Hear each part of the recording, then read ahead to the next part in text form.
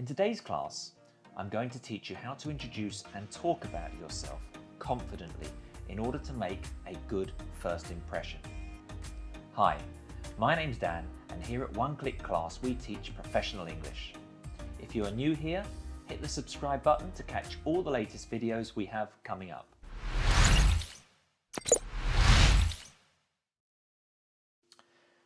There will be times, for one reason or another, that you will need to introduce yourself and talk about yourself. This is a key skill, and doing it in another language makes it even more difficult. I'm going to show you some typical ways in which you can introduce and talk about yourself confidently and effectively in English. Remember, you don't get a second chance to make a good first impression. So without further ado, let's get started. So how you introduce yourself will depend on context. Let's have a look at some of the basics. Initiating conversation. When you first meet someone, you will want to give them your name. Hi, I'm Daniel. Hi, I'm Daniel. Pleased to meet you. Nice to meet you. Or even, Daniel, pleased to meet you. We don't always need to give I am in front of your name. Daniel, pleased to meet you. You also might greet people with good morning, good afternoon, or good evening. And sometimes you can just say morning, afternoon, or evening. Make sure you get the right time of day though. Nothing worse than saying good afternoon when it's first thing in the morning. If you are introducing yourself and you are with someone, for example, you might be with a partner, in which case you'll say something like, hi, I'm Daniel. This is my wife, Gloria. Yes, we say this. This is my business partner, Harry. Sometimes you might already know somebody's name, or you might need to ask somebody's name. Let's imagine you're giving somebody an interview. You look in the diary and you see Celeste, 3 o'clock. You come out of your office and you say something like, hi, my name's Andrew. You must be Celeste. Hello, Celeste. Come on in. Can I get you a tea or a coffee? Or what about when you look in your diary and you see that you've got an appointment, but you have the company name, but not the person's name? You go out and say something like, hi, my name's Andrew, and your name is Bob. Pleased to meet you, Bob. Please come through to the office. Sometimes you might not want to be called by your official name. For example, I recently met a woman from Spain on Zoom. On the Zoom platform, it said her name was Victoria. She said, hi, my name's Victoria, but you can call me Vicky. And I said to her, hi Vicky, I'm Daniel, but you can just call me Dan. Hi Dan. Talking about yourself might also involve listening and talking to others talk about themselves. In fact, if it's a social gathering where people are meeting for the first time, it's polite to reciprocate the question. Where are you from, Vicky? I'm from Asturias in northern Spain. How about you? Where are you from? I'm from London. Where do you live? I live in Moscow. How about you? I live in Rome. Have you been in the city long? No, I only arrived yesterday. And you? No, I got here on Tuesday. And when telling someone where you live or where you are from, you might want to elaborate. I'm originally from Scotland, but I've been living in London for the last 10 years. I grew up in Singapore, but I moved to Australia when I was 18. One question I'm often asked when meeting people for the first time is, how long have you been living in Madrid? I've been living in Madrid for 3 years. I've been living in Madrid since 2018. We can use the present perfect continuous to talk about other up-to-date information. For instance, when you talk about your work. I've been working at Microsoft for just over 2 years. I've been working in the pharmaceutical industry for over 10 years. So that leads us nicely on to talking about your work and qualifications.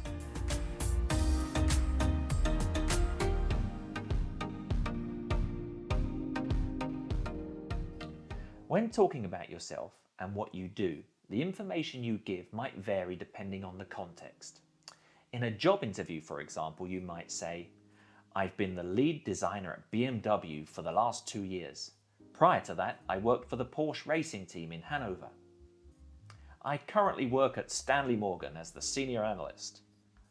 I work in the photo editing team at Bella Magazine. My role is to curate the best images for the next edition of the magazine. In these job interview examples, you want to be very specific about what you do. The information you provide lets others know why they want to hire you or do business with you. You are demonstrating expertise and experience. However, if you're meeting new people in a more social context, you won't need to be so specific. Now here's a bonus tip. Remember, in English, you are what you do, not what you studied. Many years ago, I met a friend from Spain who described himself as an economist. And it was years later I found out that he was actually an accountant. He'd studied economics, but he worked as an accountant. So he should have said, I'm an accountant. I'm an engineer at Siemens. I work in the automotive industry. I'm an industrial designer at Porsche. I work in IT. I'm a professional golfer. I'm a freelance illustrator. Now, later on, I have a couple of more tips on how we greet each other. Very important tips as well that could make all the difference between making a good impression and an excellent first impression.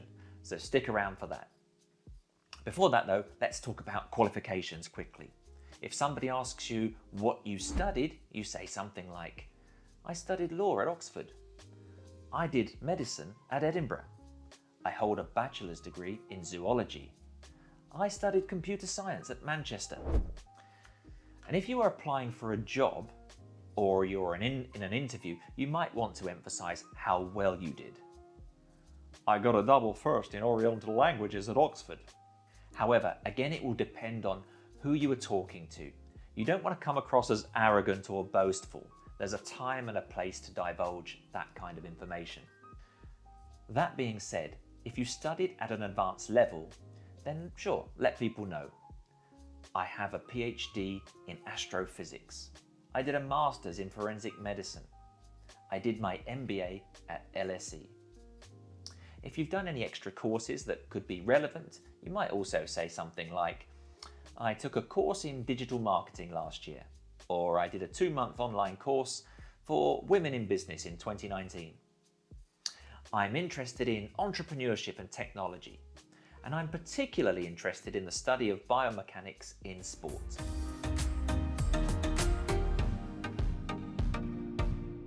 Rapport building is important because ultimately we need to get along with the people that we work with.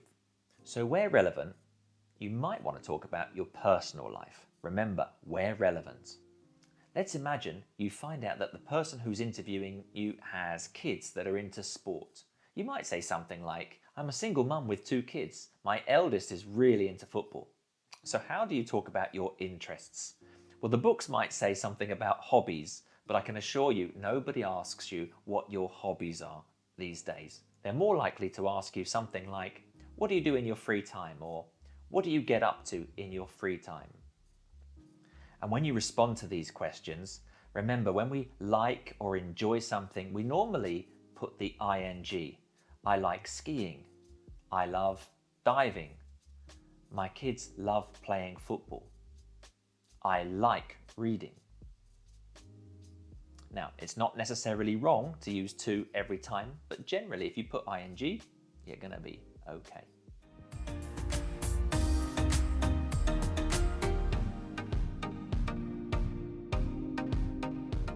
So what about that dreaded question? Tell me about yourself. When you're asked this question in an interview, what is the employer really asking?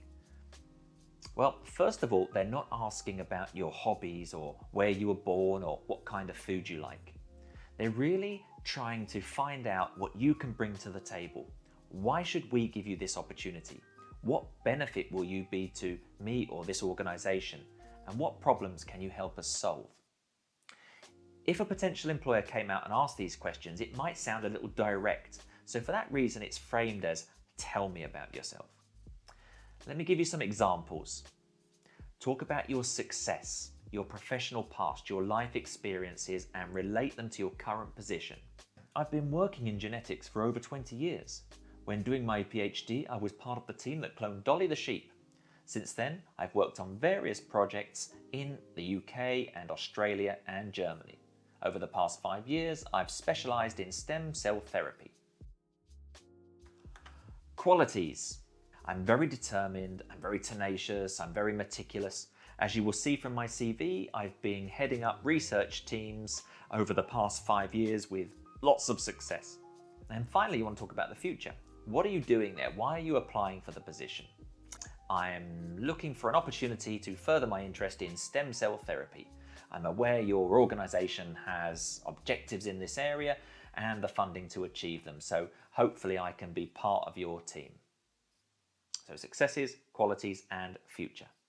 So now it's time for those bonus tips that I mentioned earlier.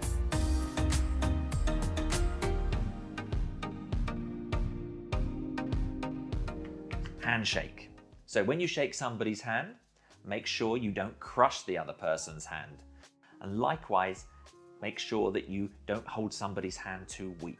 That comes across as a little insincere. In addition, when you shake somebody's hand, it's very important to look at the other person when you're shaking their hand. It's considered very rude to look away while you're shaking somebody's hand. And one more thing when it comes to shaking hands, make sure that you stand up. Make sure you greet somebody by standing up when you shake somebody's hand. It's amazing how many people don't, so it's a really nice gesture to stand when somebody reaches to shake your hand.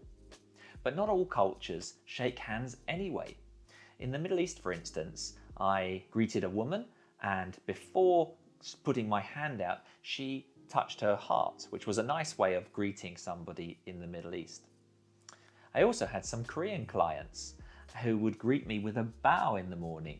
It was very nice, actually. I got used to that pretty quickly. So we don't always shake hands, but when you do, make sure you follow those tips. It makes a big difference. So we've covered a lot today. We started with some basic greetings. We've looked at formal and informal contexts. We talk about where we live, what we do, our qualifications, our education. We've talked about the dreaded tell me about yourself question. And we've given you some tips also on things like handshakes and how to introduce yourself. I am an accountant. So I hope you liked the class. If you did, hit the like button down below, subscribe for more videos like this, and I'll see you again in the next class. Bye for now.